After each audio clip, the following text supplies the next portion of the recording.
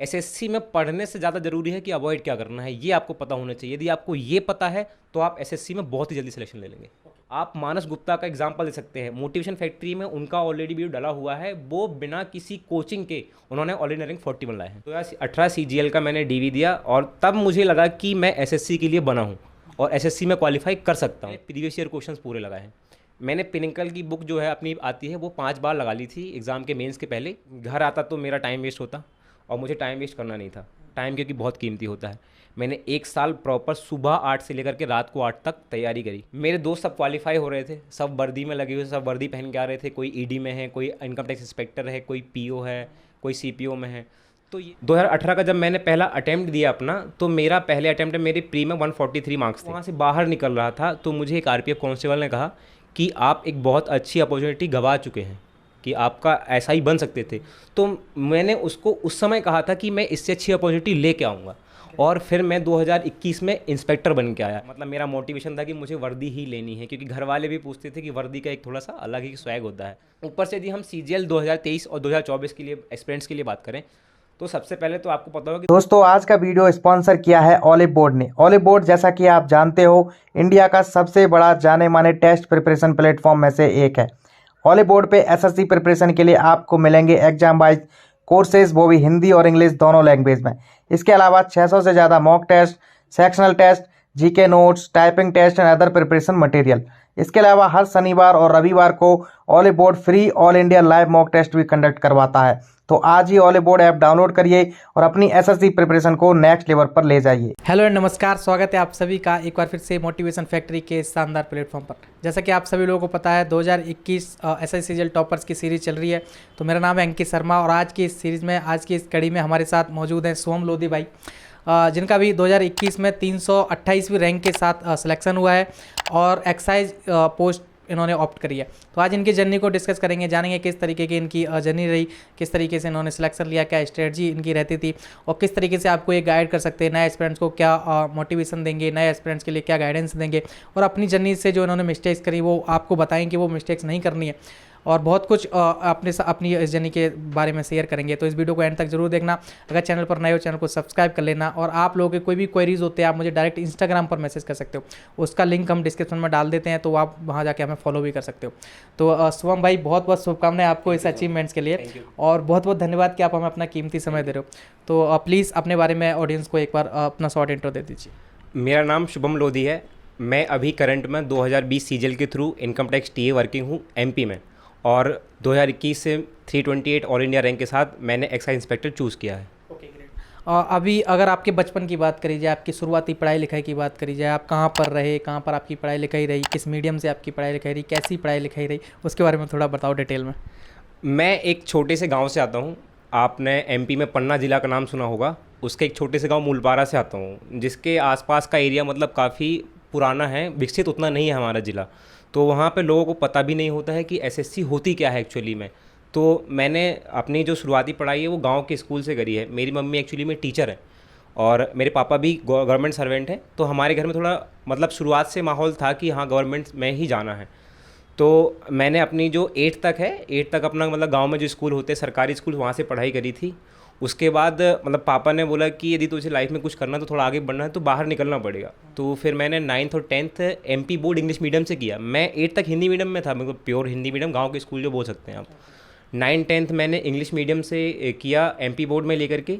और फिर पापा ने थोड़ा और बूस्टअप दिया क्योंकि मेरे 10th थोड़ा अच्छे मार्क्स आ गए थे उनके परफॉर्मेंस के हिसाब से। तो 11th-12th मैंने सीबीएसई बोर्ड से किया। उसके बाद जैसे सभी लोगों का मन होता है कि इंजीनियरिंग करना है, कुछ और करना है, सीए करना है, मेरा भी वैसा मन हुआ था। पर फिर मैंने सोचा कि गवर्नमेंट सर्वेंट में जाने के लिए भी एक अच्छी अपॉर्चुनिटी हो सकती है। तो मैंने बीएससी को चूज़ किया और बीएससी मैंने जबलपुर से करी है, मॉडल साइंस कॉलेज से करी है।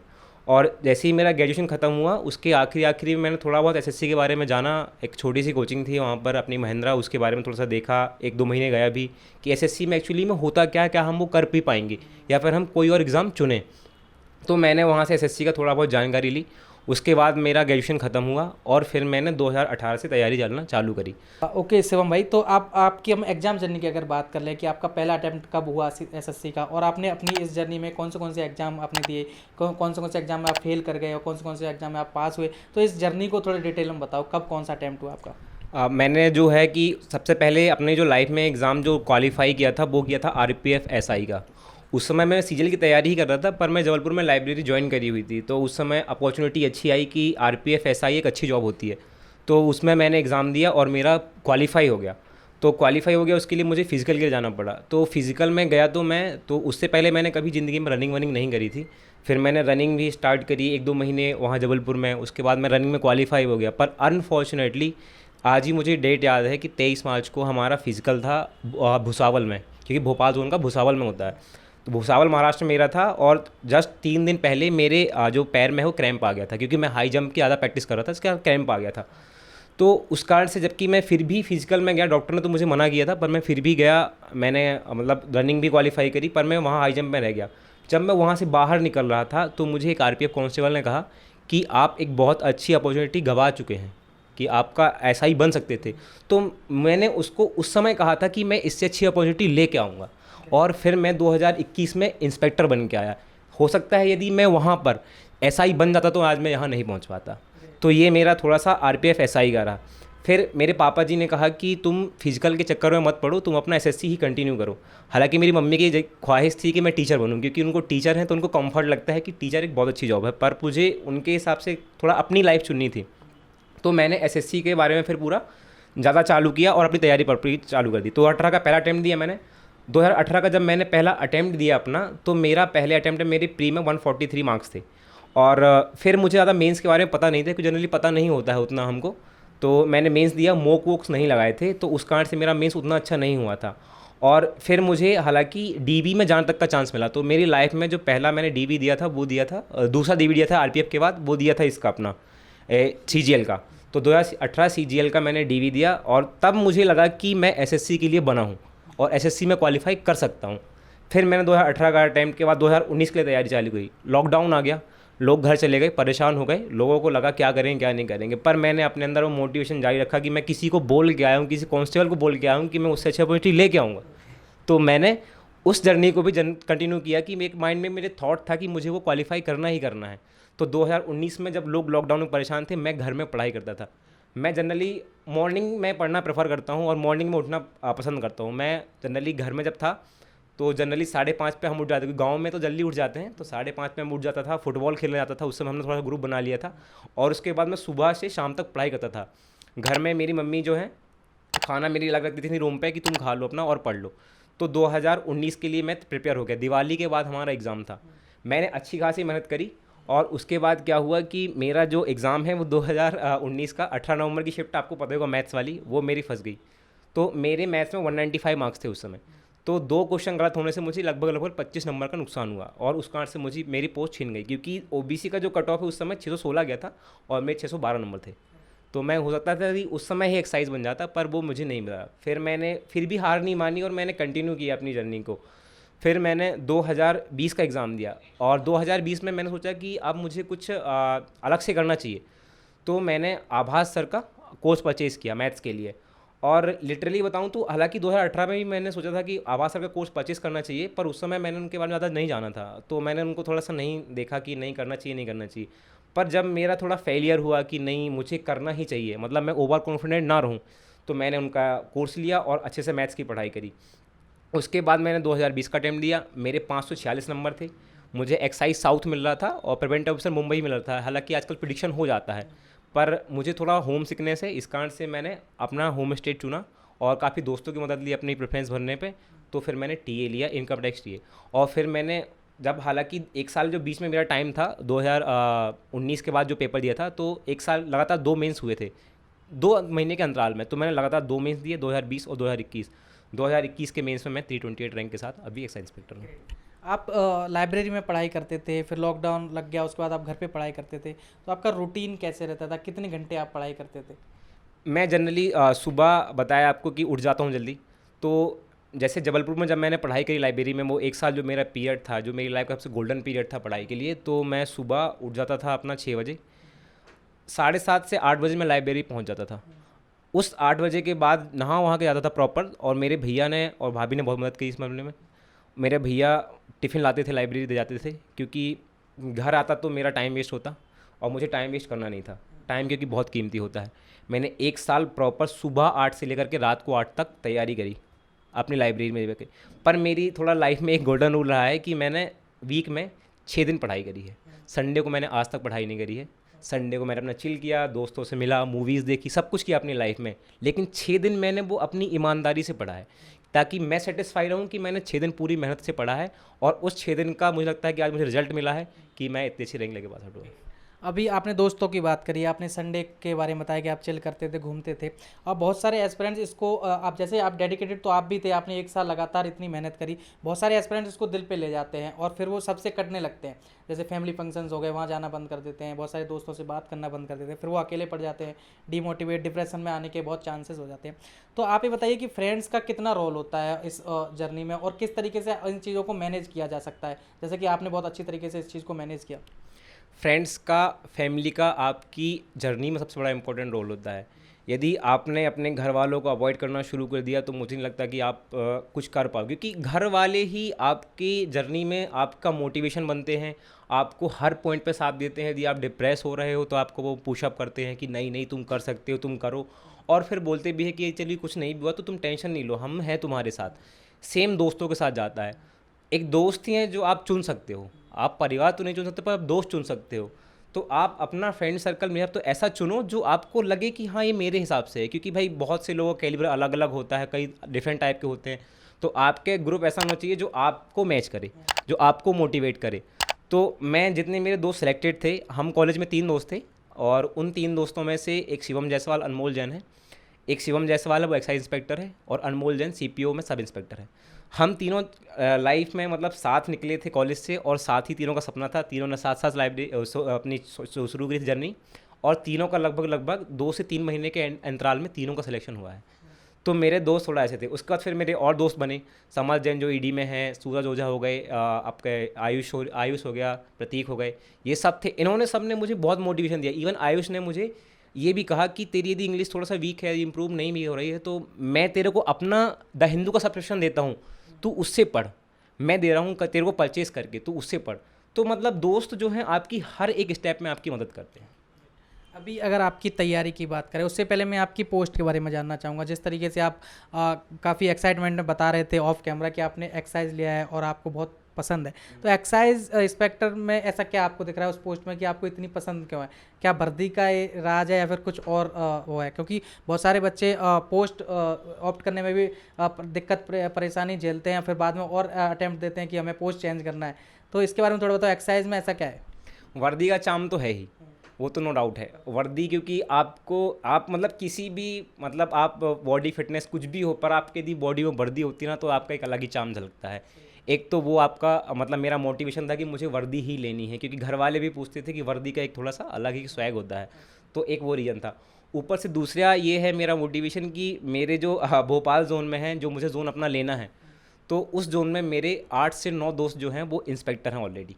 तो एक मेरा जो है फ्रेंड सर्कल है वो पूरा एक्साइज का है, तो इसलिए मैंने एक्साइज को चुना। और हालांकि मैंने प्रेफरेंस के समय पर समर्थ से भी बात करी, तो समर्थ ने बोला कि जिस हिसाब से तेरा मतलब खुद का रूटीन है, तो मुझे लगता है तुझे ईडी में आना चाहिए, तुझे एक्साइज में जाना चाहिए, क्योंकि तुझे होम सिकनेस है, तू बाहर सर्वाइव नहीं कर पाएगा, तो तू एक्साइज ले।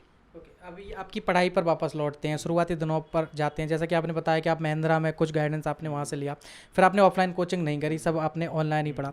तो उन बच्चों को क्या कहना चाहोगे, या फिर आपने कुछ परेशानियाँ उस टाइम पे झेली? जैसे कि अभी ऑफलाइन की बात करी जाए, मैं मुखर्जी नगर में रहता हूँ और इंदौर में भी आके मैं देख रहा हूँ कि ऐसे रूम भरे पड़े हैं, 500 1000 बच्चे बैठ कर वहाँ पर पढ़ाई कर रहे हैं।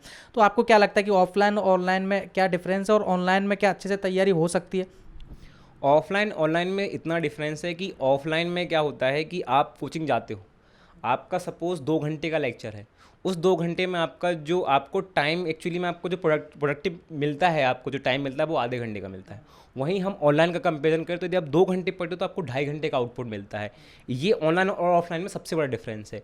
यदि कोई ये मतलब किसी को तैयारी, नया एस्पिरेंट है, तो सबसे पहले तो उसको ये डिसाइड करना चाहिए उसको अपना मतलब कि ऑफलाइन कोचिंग करना क्या कंपलसरी, यदि नहीं है तो वो ऑनलाइन में शिफ्ट कर सकता है, क्योंकि ऑनलाइन में क्या होता है, आपके टाइम की बचत होती है, आपको कम टाइम लगता है, आपको चीज़ें ज़्यादा समझ में आती हैं, और ऑनलाइन इतना कंटेंट अवेलेबल है कि यदि आप किसी का कोर्स नहीं परचेस करना चाहते हैं, वो सब पे डिपेंड करता है, सब्जेक्टिव होता है, तो भी आप ऑनलाइन यूट्यूब पे इतना सारा कंटेंट है कि आप वहाँ से तैयारी करके भी पढ़ सकते हैं, और वहाँ से भी आप सिलेक्शन ले सकते हैं।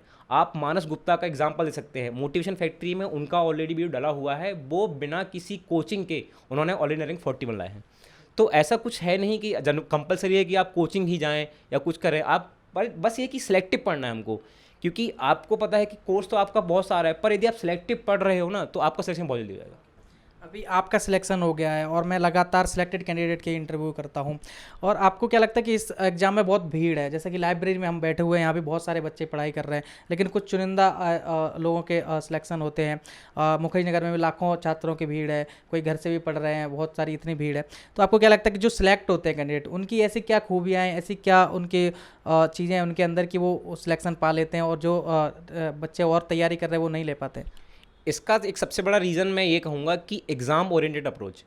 आपका जो एग्ज़ाम है, एसएससी है, सपोज आप एसएससी दे रहे हैं, तो आप सबसे पहले अपने एग्ज़ाम को समझिए, आप प्रीवियस ईयर पेपर्स देखिए कि प्रीवियस ईयर पेपर में क्या आ रहा है और मुझे एक्चुअली में क्या पढ़ना है। यदि आपने एग्ज़ाम ओरिएंटेड अप्रोच अपना ली, तो आपका सिलेक्शन बहुत जल्दी हो जाएगा, क्योंकि आपको पता है कि आपको पढ़ना क्या है और आपको क्या अवॉइड करना है। एसएससी में पढ़ने से ज़्यादा ज़रूरी है कि अवॉइड क्या करना है, ये आपको पता होना चाहिए। यदि आपको ये पता है, तो आप एसएससी में बहुत ही जल्दी सिलेक्शन ले लेंगे। अभी आपकी स्ट्रेटजी पर आते हैं, किस तरीके से आपने स्ट्रेटजी बनाई जब आप फाइनल टेबल पे बैठ गए, मोटिवेशनल चार्ट्स लगा लिए, 10-10 घंटे आप पढ़ाई कर रहे हो, लाइब्रेरी जा रहे हो? उस रूटीन को तो मैंने आपका समझा कि आप सुबह जगते थे, फिर आप स्पोर्ट्स भी करते थे और लगातार आप पढ़ाई करते थे। अब स्ट्रेटजी कैसे आपने बनाई, कौन सी किताबें आपने पढ़ी? अगर सब्जेक्ट वाइज पूछा जाए कि मैथ के लिए आप कैसे पढ़ते थे, क्या कौन सी किताब से पढ़ते थे, इंग्लिश के लिए, तो इसको थोड़ा डिटेल में और सब्जेक्ट वाइज थोड़ा आप समझाओ। सबसे पहले मैं मैथ्स पे आऊँगा। तो मैथ्स का मैंने जैसे आपको बताया कि मैंने आवाज़ सर का कोर्स लिया था, तो 2020 में भी उनका सुपर 100 लिया था, 2021 में भी लिया था। तो जनरली मैंने जब वो 2020 का सुपर 100 लिया, तो मुझे लगा कि मैथ्स में इतना कुछ भी होता है जो मुझे पता नहीं था एक्चुअली में, कि इतने शॉर्ट तरीके से चीज़ें कर सकते हैं, हम किसी एक अप्रोच से ही बहुत कुछ कर सकते हैं, तो ये मुझे पता नहीं था। तो मैंने मैथ्स के लिए पूरा कम्प्लीटली वहीं पर अपना 100% दिया। और आप जब भी मैथ्स की तैयारी करो या किसी भी चीज़ की तैयारी करो, तो किसी एक टीचर पर पूरा अपना भरोसा दे दो, क्योंकि टीचर अपना बेस्ट ही देता है। वो तो आप पे डिपेंड करता है कि आपको किसका समझ में आता है, किसका नहीं आता है, वो एक सब्जेक्टिव चीज़ है। तो मुझे उनका बहुत अच्छा समझ में आया आभास सर का, और मैंने पूरा भरोसा अपना उन्हीं को दे दिया कि जो इन्होंने पढ़ाया वही सही है और वो वही मेरे लिए सही है। तो वो मैंने पूरा उन पर डेडिकेटेड हो गया। और मैथ्स के लिए बात करी जाए, तो मैंने प्रीवियस ईयर क्वेश्चंस पूरे लगाए हैं। मैंने पिनिकल की बुक जो है अपनी आती है, वो 5 बार लगा ली थी एग्ज़ाम के मेंस के पहले, तो मैंने उसको कंप्लीट कर दिया। और मैंने मेंस के मॉक पे बहुत ध्यान दिया है। मैंने मेंस के मॉक 4 जगह से खरीदे थे, सुपर मॉक्स, अपना ग्रेड अप, टेक्स्ट बुक और ऑलिव बोर्ड। जिसमें से सबसे ज़्यादा मुझे हेल्प मिली है वो ऑलिव बोर्ड से मिली है और सुपर मॉक से मिली है। सुपर मॉक से मुझे हेल्प ऐसी मिली है कि वो इतने टफ बनाते थे मॉक्स अपने, कि मुझे लगता था कि यदि मैं इसमें 120 भी ले आया तो मेरा सिलेक्शन हो जाएगा। आप कभी भी जब भी मॉक टेस्ट दो, जो भी लोग देते हैं, तो आप अपना स्कोर मत देखिए, आप परसेंटाइल देखिए अपने, कि आपके परसेंटाइल कितने आते हैं। यदि आपको परसेंटाइल अपने देखने, आप मार्क्स मत दीजिए, क्योंकि मार्क्स में पता है यदि परसेंटाइल आपके अच्छे हैं तो ऑलरेडी आप अच्छी रैंक पे हो, बाकी लोगों के साथ कम्पीट कर रहे हो, तो हमेशा अपने परसेंटाइल देखिए। और ऑलिव बोर्ड पे पहले मुझे लगता था कि ये कौन लोग हैं जो फर्स्ट रैंक लाते हैं या फर्स्ट होते हैं। तो जब 3 से 4 बार जब मेरी फर्स्ट रैंक लगी उसमें, तो उसमें मुझे लगा कि वो हम जैसे लोग ही होते हैं जो उन पर फर्स्ट रैंक लाते हैं। और टेक्स्ट बुक भी मैंने बहुत सारे मॉक दिए, मतलब आप कहें तो 2020 के मेंस के पहले मैंने मैथ्स के लगभग 150 मॉक दिए थे, केवल मैथ्स के, और इतने ही इंग्लिश के दिए थे। मैं पर डे एक मॉक लगाता था, और मॉक के कारण मेरा मैथ्स बहुत अच्छे से इंप्रूव हुआ और मेरे मार्क्स बहुत बूस्टअप हुए हैं। उसके बाद हम सेकेंड पॉइंट पे आए, तो एक आपकी इंग्लिश पे आते हैं। इंग्लिश को मैंने 3 पार्ट में कैटेगराइज किया हुआ है, आपकी वोकेबलरी, ग्रामर और कॉम्प्रिहेंशन पार्ट। वोकेबलरी के लिए मैंने ब्लैक बुक तो प्रेफर नहीं करी, मतलब ब्लैक बुक नहीं पढ़ा उतना ज़्यादा, पर black book is the best यदि किसी के पास सोर्स नहीं है तो। पर मैंने क्या किया था कि एक ऑनलाइन मेंटर्स करके बहुत पहले, हालांकि बहुत लोगों ने वहीं से सब स्टार्टर लिया है, 1997 जब से एसएससी ने एग्ज़ाम लेना शुरू किया था, टिल 2017 तक की सारी वोकेबलरी मैंने वहाँ से पढ़ी थी। उसके बाद मैंने निखिल गुप्ता सर के चैनल क्यू मैथ से इंडिविजुअल हर एक एसएससी के एग्ज़ाम की PDF निकलवा के वहाँ से पूरी वोकेबलरी याद करी है। और वोकेबलरी का थोड़ा सा ये सीन है कि आप अपने हिसाब से कस्टमाइज़ कर सकते हो। जैसे मेरा था कि मैं पर डे 20 वोकेबलरी याद करता था, 20। उस 20 मेरा 5 एंटोनिम, 5 सिनोनिम, 5 वन वर्ड और 5 इडियम फ्रेज रहते थे। पर आज मैंने 20 पढ़ी, कल नई 20 और पुरानी 20 रिपीट करना है, ये मेरा 6 दिन तक चलता था। 7वें दिन से क्या रहता था कि मैं नई 20 पढ़ता था और जो पहले दिन की 20 है वो भूल जाती थी, मतलब छोड़ देता था, और फिर ये रूटीन चल रहा है। और वोकेबलरी को लूप में रिपीट करता जाता था ताकि मुझे वो भूले ना, क्योंकि वोकेबलरी भूल जाती है। हम यदि जनरली इंग्लिश में स्पीकिंग करें तो हमको वोकेबलरी नहीं भूले, पर यदि हम स्पीकिंग नहीं करते हैं तो हमको वोकेबलरी लूप में याद करनी होती है। उसके बाद सेकंड आता है आपका ग्रामर। ग्रामर मैंने नीतू सिंह मैम की बुक से कंप्लीट करी थी। नीतू सिंह बुक की मैम को मतलब मैंने रट डाला था, हिसाब से रट लिया था पूरा अपना कि हाँ ये रूल होता है, ऐसे रूल होता है। पर कुछ एरर्स ऐसी होती हैं जो आपको ग्रामेटिकल नहीं मिलेंगे, आपको समझ में भी नहीं आएगा इसमें ग्रामेटिकल कहाँ पर रूल मिल जाएगा। वो वहाँ पे आता है पार्ट आपका कॉम्प्रिहेंशन का। यदि आपका कॉम्प्रिहेंशन पार्ट बहुत स्ट्रांग है तो आपका ग्रामर यदि उतना अच्छा नहीं भी हो तब भी आप समझ जाओगे इस पार्ट में एरर है, और एक्चुअली में उस पार्ट में एरर होती है। ये हमारा इंग्लिश का हो गया। यदि आपका मैथ्स अच्छा है तो रीजनिंग ऑटोमेटिक कवर हो जाएगा, क्योंकि रीजनिंग में आपको पता है यूट्यूब में ढेर सारा कंटेंट पड़ा हुआ है, आप किसी भी टॉपिक वाइज पढ़ लोगे तो आपका कंपेयर हो जाएगा। और रीजनिंग की मैंने जो प्रैक्टिस करी है वो मॉक टेस्ट से करी थी। और जीएस के लिए मैंने क्या किया था कि जीएस के लिए मेरा जीएस काफ़ी वीक था, तो मैंने जीएस के लिए पूरा अपना लूसेंट में काफ़ी पढ़ा, और उसके बाद मैंने करंट अफेयर्स पढ़ी है। करंट अफेयर्स मैंने जनरली स्टडी आईक्यू से पढ़ी है। मुझे थोड़ा स्टडी आईक्यू में ये लगता था, एक्चुअली करंट अफेयर्स का क्या है कि कुछ लोग पढ़ के प्रेफर करते हैं उसको पढ़ना, मतलब बुक से मैं उनको ऑनलाइन वीडियो से पढ़ता था, क्योंकि मुझे ऐसा लगता है कि सुनी हुई बात पढ़ी हुई ज़्यादा याद रहती है आपको। तो मुझे ये पता था कि इसलिए मैं एक वीडियो को कम से कम 4 से 5 बार देखता था, मंथली वीडियोज़ को, और वहाँ से मैंने करंट अफेयर्स को तैयार करी। आपकी रिवीजन साइकिल कैसे रहती थी और नोट्स आप कैसे बनाते थे? नोट्स के लिए मैंने जैसे मुझे मैं बात करूँ जैसे वोकेबलरी की बात करते हैं हम, तो द हिंदू में मुझे कोई नई वोकेबलरी मिली तो मैं इसको नोट डाउन कर लेता था। तो उससे एक कॉन्फिडेंस मेरे मन में ये था कि मैंने पूरी प्रीवियस तो पढ़ी है, पर यदि कुछ नया आया तो भी मैं वो कर सकता हूँ, क्योंकि मैंने द हिंदू की जनरली पढ़ी है। और जहाँ तक आपको सबको पता होगा कि जनरली जो वोकेबलरी होती है द हिंदू से ही लोग मतलब वो प्रेफर करते हैं, ऐसी वाली देना पड़ती है कोई नई हुई तो एक कॉन्फिडेंस मन में वो भी था कि यदि कुछ नया आया तो मैं वो भी कर लूँगा। तो ये मेरा इसका था। और नोट्स के लिए क्या था, आभास सर के जो क्लास चलती थी तो क्लास में वो पीडीएफ देते थे, वो पीडीएफ्स के मैंने अपने जो लैपटॉप है उसमें उनके बार बार प्रैक्टिस करता था वहाँ की। और मैंने फर्दर उसके लिए अलग मैथ्स के लिए कोई नोट्स नहीं बनाए थे, उनकी ही जो शीट्स थी उनको बार बार रिपीट किया कंटिन्यूसली लूप में। और जीएस के लिए मैंने मतलब वीडियोस डाउनलोड कर रखे थे अपने मंथली, उनको ही रिपीट करके पढ़ता था। लाखों करोड़ों बच्चे एग्जाम की तैयारी कर रहे हैं, गवर्नमेंट एग्जाम का सपना देख रहे हैं, वो भी एक्साइज इंस्पेक्टर बनना चाहते हैं, इनकम टैक्स इंस्पेक्टर बनना चाहते हैं। आपने काफ़ी इजीली बता दिया कि हमने ऐसे ऐसे किया और हमारा सिलेक्शन हो गया। ऐसा नहीं होता है, हर बंदे की जर्नी में कुछ ना कुछ संघर्ष होते हैं, कुछ ना कुछ परेशानी होती है। तो आपको क्या लगता है कि आपने अपनी जर्नी में क्या क्या संघर्ष झेले और क्या क्या परेशानियाँ आपने देखी इस दौरान जो 3-4 साल की आपकी ये जर्नी रही? सबसे बड़ी मैंने परेशानी देखी कि एक जो कोविड का टाइम था कि उस समय मेरी पढ़ाई कैसे होगी। तो उस समय तो मुझे लग रहा था कि एग्ज़ाम होगा भी नहीं होगा, और ये भी लग रहा था कि यदि मेरे को कुछ हो गया तो भी क्या होगा। तो उस समय मैंने काफ़ी मतलब थोड़ा सा सोच में चला गया था, थोड़ा सा परेशान हुआ कि क्या करूं। पर घर का एक जो माहौल था उस कारण से मुझे एक पॉजिटिव एटीट्यूड मिला कि नहीं, घर का माहौल है, सब सेफ़ हैं, सब अच्छा है, तो कुछ ना कुछ हमारा मतलब हो जाएगा। तो एक तो वो हमारा पॉजिटिव था। ऊपर से 2018 के बाद से जब से मेरा वो आरपीएफ का मेरा हुआ था तो उस दिन मैं बहुत रोया था। जब मैं अपने भाई के साथ, मेरा भाई गया था मेरे साथ फिजिकल में, तो मैं ट्रेन में आया और मैं सीट पे भी नहीं बैठा, मैं सीट के नीचे ही बैठ के रोता रहा। तब मेरे भाई ने समझाया कि नहीं नहीं कुछ कोई दिक्कत नहीं है, तुम अगला एग्ज़ाम देना और तुम्हारा हो जाएगा। तो मेरे भाई ने मुझे बहुत ही मोटिवेट किया उस समय पर उसके लिए। तो अब इस थ्रू मतलब जर्नी में मैं आपको बताऊं तो सबसे बड़ा मेरा मतलब ये रहा है कि मेरे घर वालों ने मुझे बहुत सपोर्ट किया है। यदि मेरे घर वाले मुझे सपोर्ट नहीं करते तो शायद मैं आज इस मुकाम पे नहीं पहुंच पाता। अभी अगर आपकी सबसे बड़ी मोटिवेशन की बात करिए, सबसे बड़ी इंस्पिरेशन, आपने एक तो बताया कि आपने आरपीएफ के फिजिकल में उस कांस्टेबल को बोल दिया था, उससे भी बड़ी कोई मोटिवेशन आपकी रही, कोई इंस्पिरेशन रही क्या आपको? ऐसे आपके सीने में आग लगाता था कि नहीं मुझे 10 घंटे पढ़ना है, 10 घंटे बैठने के लिए अब मुझे नहीं लगता कि हर बार वही बात आपको याद आती होगी, कुछ ना कुछ और भी इंस्पिरेशन या मोटिवेशन आपकी होगी, तो क्या रही? एक्चुअली जनरली क्या है, मैं जनरली ये देखता था कि लोग जो हैं, एक्चुअली मैं कहूँ तो आपकी सैलरी, क्योंकि आपकी यदि सैलरी अच्छी है तो आप एक अच्छी लाइफ व्यतीत कर सकते हो। क्योंकि हम एक मिडिल क्लास फैमिली से आते हैं और मिडिल क्लास फैमिली में हमने अपने घर के स्ट्रगल देखे हैं कि हम कहाँ से उठ के कहाँ पे आए हैं। तो इस समय लगता है कि यदि मेरे पास थोड़ा बहुत अच्छा पैसा होगा तो एक अच्छी लाइफ हम व्यतीत कर सकते हैं। तो एक तो पैसा, आपकी सैलरी मेरा काफ़ी मोटिवेशन था। दूसरा था मेरे दोस्त सब क्वालिफाई हो रहे थे, सब वर्दी में लगे हुए, सब वर्दी पहन के आ रहे थे। कोई ईडी में है, कोई इनकम टैक्स इंस्पेक्टर है, कोई पीओ है, कोई सीपीओ में है। तो ये मेरे लिए बहुत बड़ा मोटिवेशन थे कि नहीं, यदि मेरे दोस्त कर सकते हैं तो मैं भी कर सकता हूँ। अभी 2023 के एस्पिरेंट्स के लिए 2024 या फिर फ्यूचर में कभी भी जो तैयारी करते हैं, बहुत सारे 10th 8th क्लास के बच्चे भी इस वीडियो को देखते हैं मोटिवेशन के लिए, तो इन सब के लिए आपकी तरफ से, आपकी जर्नी में से कुछ ऐसी बातें या फिर आप अपनी तरफ से कुछ मैसेज इनको देना चाह रहे हो, कुछ उनको गाइडेंस देना चाह रहे हो, तो क्या बातें रहेंगी कि उनको ये चीज़ें अपनी लाइफ में या फिर भले ही मतलब कॉम्पिटिटिव एग्जाम की नहीं, जीवन की कुछ बातें जो आपने सीखी हो, तो क्या आपकी तरफ से मैसेज होंगे? मैं तो सबसे पहले ये कहना चाहूँगा कि यदि कोई अपना जैसे चाहे तो एग्ज़ाम ज़रूरी नहीं है कि आप गवर्नमेंट एग्ज़ाम मतलब एसएससी के थ्रू ही कोई पोस्ट लो।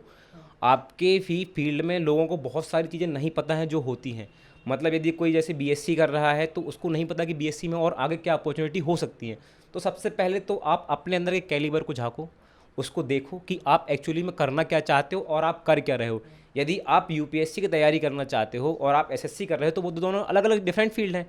तो आपको ही सिलेक्ट करना है कि हम एक्चुअली में क्या करें। तो आप अपना जो है मोटिवेशन अपने विदिन क्रिएट करो। आप अपने आप को एनालाइज़ करो कि मेरा ये वीक है, मेरा ये स्ट्रॉन्ग है, मुझे इस एग्ज़ाम के लिए ये का तैयारी करनी चाहिए। उसका एक पूरा लेखा जोखा बनाओ और अपने आप से बातें करते रहो। अपने आप को कभी झूठ मत बोलो।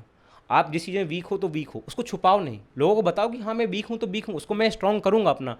क्योंकि हर किसी इंसान के कुछ स्ट्रॉन्ग पॉइंट होते हैं, कुछ वीक पॉइंट होते हैं, वो सेम नहीं होते सबके। मेरा जैसे इंग्लिश थोड़ा वीक था तो मैंने उसको स्ट्रॉन्ग किया, पर मैंने उसको छुपाया नहीं। मैं अपने दोस्तों के साथ बताया तो मेरे दोस्तों ने उसकी हेल्प करी। यदि मैं उसको काश छुपाता तो मुझे वो दोस्त नहीं बताते कि तू ऐसा मत कर। ऊपर से यदि हम सीजीएल 2023 और 2024 के लिए एस्पिरेंट्स के लिए बात करें तो सबसे पहले तो आपको पता होगा कि 2022 में जो आपके पास एक 37,000 वैकेंसीज़ का वो मौका था वो तो मिस हो गया। 2023 में भी हो सकता है कि इतनी ही वैकेंसियाँ आएँ। तो सबसे पहले आप क्या करें कि 2022 का जो पेपर हुआ उसको थॉरली एनालाइज करें। क्वेश्चंस कहाँ से आते हैं, क्योंकि क्वेश्चंस पूछने का भी एक लॉजिक होता है। तो क्वेश्चंस कहाँ से आते हैं, अपने पेपर को एनालाइज करें। प्रीवियस ईयर क्वेश्चंस को बहुत ही अच्छे से पढ़ें और प्रीवियस ईयर क्वेश्चन आप चाहें तो 2018 के बाद से भी लगा सकते हैं, क्योंकि उससे पहले टीसीएस नहीं लेता था। तो जब से टीसीएस आया तो थोड़ा सा पैटर्न चेंज हुआ है। तो आप टीसीएस के क्वेश्चंस को फॉलो कर सकते हैं, उनको देखें, उनको एनालाइज करें और एग्ज़ाम ओरिएंटेड अप्रोच बनाएं। ज़्यादा बुक्स के चक्कर में नहीं पढ़ें और ज़्यादा आपका मतलब तरह तरह के टीचर्स से नहीं पढ़ें। किसी एक पर्टिकुलर टीचर से ही पढ़ें और उस पर ही डायरेक्शन फोकस करें और उस पर ही भरोसा करें। ट्रस्ट करेंगे तभी कुछ होगा। चलिए सोम भाई, काफ़ी अच्छा लगा आपसे बात करके और वंस अगेन आपको कॉन्ग्रेचुलेसन कि आप जो ड्रीम आपका था वो आपका पूरा हुआ। उम्मीद करते हैं दोस्तों सोम भाई की जर्नी से आपको बहुत कुछ सीखने को मिला होगा। बहुत कुछ उन्होंने बताया 2023 एस्पिरेंट्स के लिए, बहुत सी चीज़ें बताई। 2024 के जो भी आगे फ्यूचर्स में अपनी गवर्नमेंट जॉब की तैयारी कर रहे हैं उनके लिए बहुत कुछ इंपॉर्टेंट उन्होंने बताया, स्ट्रेटजी के पर्पज़ से, मोटिवेशन के पर्पज़ से। ऐसे ही वीडियोज़ आपको इस चैनल पर मिलते रहेंगे। आगे भी बहुत सारे टॉपर्स के हम इंटरव्यूज़ करने वाले हैं। बहुत सारे यूपीएससी एस्पिरेंट्स के काफ़ी शिकायतें आ रही हैं कि भैया आप बहुत दिनों से एसएससी की बात कर रहे हो, यूपीएससी की कोई बात ही नहीं हुई मोटिवेशन फैक्ट्री पर। तो ऐसा नहीं है, अभी यूपीएससी का जो रिजल्ट आएगा फाइनल, उसके बाद बहुत जल्द और सबसे शानदार और सबसे अच्छे मोटिवेशन फैक्ट्री पर ही आपको टॉपर स्टॉक देखने को मिलेंगे। मैं ऐसी आशा करता हूं कि आपने चैनल अभी तक सब्सक्राइब कर लिया होगा। अगर नहीं किया है तो अभी फटाफट से सब्सक्राइब कर लीजिए और आपके कोई भी क्वेरीज होते हैं आप मुझे डायरेक्ट इंस्टाग्राम पर मैसेज कर सकते हो और कमेंट बॉक्स पर भी आप सभी आमंत्रित हैं। आपके मन में जो भी विचार आ रहे हैं हमारी वीडियोज़ को लेकर, हम किस तरीके से वीडियो बनाते हैं, कुछ अच्छी बातें, कुछ आपको गलत लगती हैं, कुछ शिकायतें आपकी कि ये चीज़ हमें दूर करनी चाहिए या फिर ये चीज़ ऐड करनी चाहिए, वो तमाम बातें आप मुझे कमेंट भी कर सकते हो। चलिए दोस्तों, यहाँ तक वीडियो देखने thank you so much. Bye bye and take care.